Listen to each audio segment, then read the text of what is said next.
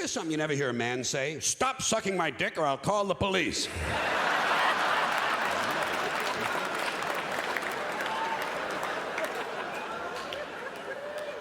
Now,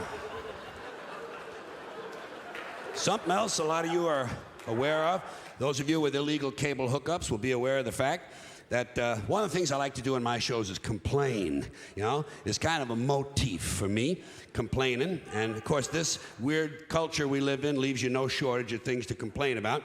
So this next piece of material, like most good ideas, is fairly simple. It's just a list of people who ought to be killed. Okay? All right.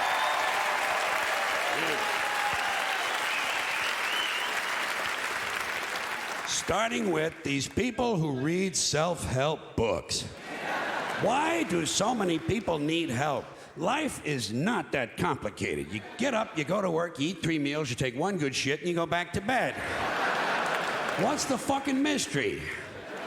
And the part I really don't understand, if you're looking for self-help, why would you read a book written by somebody else? That's not self-help, that's help. There's no such thing as self-help. If you did it yourself, you didn't need help. You did it yourself. Try to pay attention to the language we've all agreed on.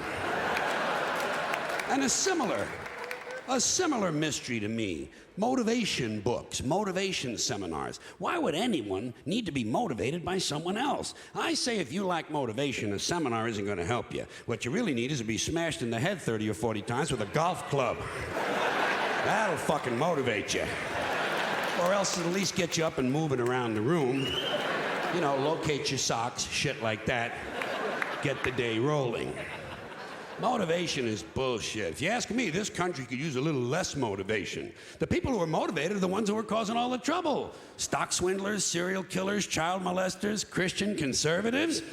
These people are highly motivated. Highly motivated. You know?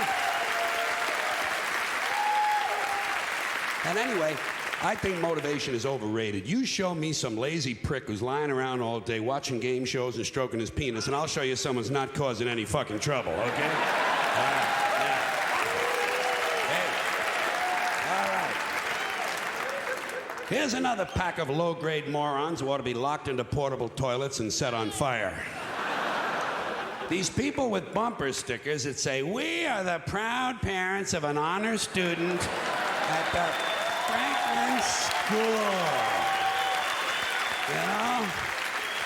Or the Midvale Academy, or whatever other innocent-sounding name has been assigned to the indoctrination center where their child has been sent to be stripped of his individuality and turned into an obedient, soul-dead, conformist member of the American consumer culture.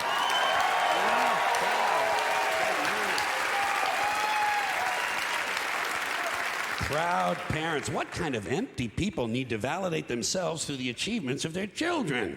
How'd you like to have to live with a couple of these misfits? How's that science project coming along, Justin? Fuck you, Dad. You simple-minded prick. Mind your own business and pass the Cheerios. Here's a bumper sticker I'd like to see. We are the proud parents of a child whose self-esteem is sufficient that he doesn't need us promoting his minor scholastic achievements on the back of our car. That would really feel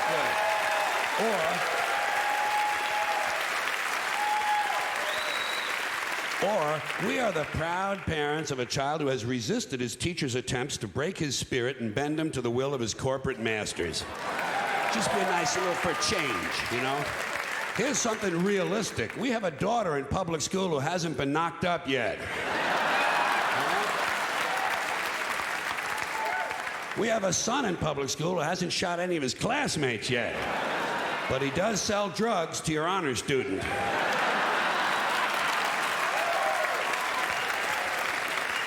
Plus, he knocked up your daughter. Then there are the people who aren't too proud of their children. We are the embarrassed parents of a cross-eyed little nitwit who at the age of 10 not only continues to wet the bed, but also shits on the school bus. Something like that on the back of the car might give the child a little more incentive, you know? Get him to try a little harder next semester. Here are some more parents who ought to be beaten with heavy clubs and left bleeding in the moonlight. These are the ones who carry their babies around in these backpacks or front packs or slings or whatever these devices are called that are apparently designed to leave the parents' hands free to sort through high-end merchandise and reach for their platinum credit cards. Because it's always these upscale, yuppie-looking Greenpeace, environmentally conscious assholes who have mine, you know? I say, hey, Mr. and Mrs. Natural Fibers. I say, hey, Mr. and Mrs. Natural Fibers. It's not camping equipment, it's a baby. Touch the little prick now and then. He'll thank you for it someday. These are the same people who sort their garbage, jog with their dogs, and listen to Steely Dan. You know? You just like to take them out deep into the forest and disembowel them with a wooden cooking spoon.